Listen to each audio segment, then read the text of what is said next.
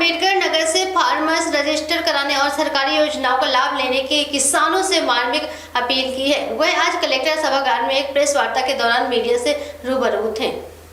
उन्होंने अपील करते हुए बताया कि फार्मर्स रजिस्ट्री का यह अभियान 6 अप्रैल से 15 अप्रैल तक चलेगा। फार्मर रजिस्ट्री का कुल लक्ष्य 3,42,000 रखा गया है, जिसमें से 3,15,000 किसानों की फार्मर रजिस्ट्री हो चुकी है। जिलाधिकारी ने बताया कि जिन किसानों की फार्मर रजिस्ट्री नहीं होगी, उन्हें किसी भी सरकारी योजना का लाभ नहीं मिल सकेगा। खास बात यह है कि फार्मर रजिस्ट्री ना कराने वाले किसान अपना अनाज भी सरकारी क्रय केंद्रों पर नहीं बेच सकेंगे। और आगे से आगे बढ़ के अपना फार्मर आईडी करा लीजिए, क्योंकि अन्यथा आप लोग जो लाभकारी योजनाएं हैं उनसे वंचित रह जाएंगे। तो ये हमें जानकारी लोगों को देनी है। और ये क्योंकि कल ही शासनादेश आया है, 8 अप्रैल का शासनादेश है, इसकी एक प्रेस विज्ञप्ति भी जो है वो हम लोग ने आप लोग के साथ शेयर कर दी है। तो आप लोग के माध्यम से media, social media, print media सब में ये बात जो है सर्कुलेट हो जाए। धन्यवाद। जो है अभी तक किया जा चुका है और किस प्रकार किया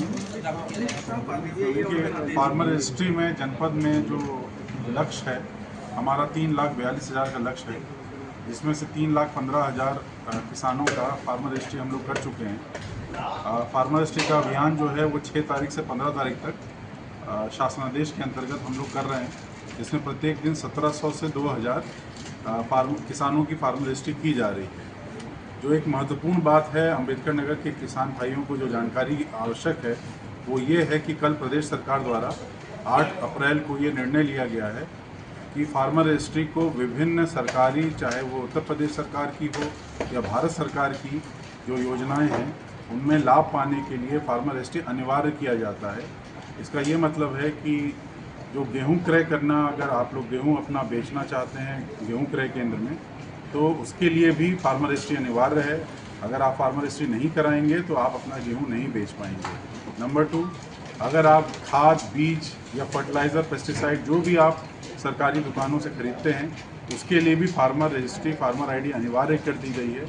तो फार्मर रजिस्ट्री कराना जो है अब विभिन्न योजनाओं के लिए अनिवार्य है। तो मेरा किसान बंधुओं से यही निवेदन है कि लगभग 500 कैंप पूरे अम्बेडकर नगर में लगे हुए हैं, उसमें आप आएँ और फार्मर रजिस्ट्री का कार्य कराएं। और इसमें बहुत सारे लोगों की 2-3 समस्याएं आ रही हैं। एक तो नेम मिसमैच की समस्या आती है कि आपका नाम खतौनी में कुछ है, आपका आधार कार्ड में कुछ है, तो वो भी हम लोग करेक्ट करने को तैयार हैं। कहीं पे अंश निर्धारण नहीं हुआ है, तो अंश निर्धारण भी तहसील में टीमें बैठी हैं जो अंश निर्धारण का काम भी कर रही हैं।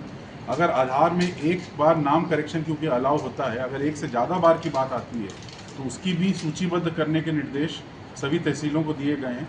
वो सूचीबद्ध करके हम लोग उसको भी सही कराने का कार्य शासन से बात करके कराएंगे। तो मेरा सभी से यही रिक्वेस्ट है कि फार्मर रजिस्ट्री के कार्य को आगे बढ़ाएं और किसान भाई लोग जो हैं वो इस कार्यक्रम में पार्टिसिपेट करें। पीएम सम्मान निधि भी सर इससे बाधित होगा? पीएम किसान सम्मान निधि भी बाधित होगा। अगर कोई किसान भाई का अगर वो फार्मर रजिस्ट्री नहीं कराता है तो उसको पीएम किसान निधि की भी किश्त नहीं दी जाएगी। सर, इनका विरासत में नहीं हो रहा है, विरासत हुई है लेकिन इनका नाम नहीं चल रहा है। विरासत के कार्य लगभग इस तरह के 8 से 10,000 मामले हैं जो हमारे संज्ञान में है, तहसील के संज्ञान में है। तहसील में टीम लगी है जो इस पे कार्य कर रही है। तो जहाँ जहाँ भी इस तरह की दिक्कत आ रही है तहसीलों से संपर्क करें। अगर कोई और दिक्कत आ रही है तो हमसे भी सीधे संपर्क कर सकते हैं। अगर कोई सरकारी कर्मचारी है और किसान है, क्या उसको लाभ मिलेगा? देखिए, अगर कोई सरकारी कर्मचारी है तो जो पीएम किसान का जो गाइडलाइंस हैं उसके अनुसार ही कार्रवाई होगी।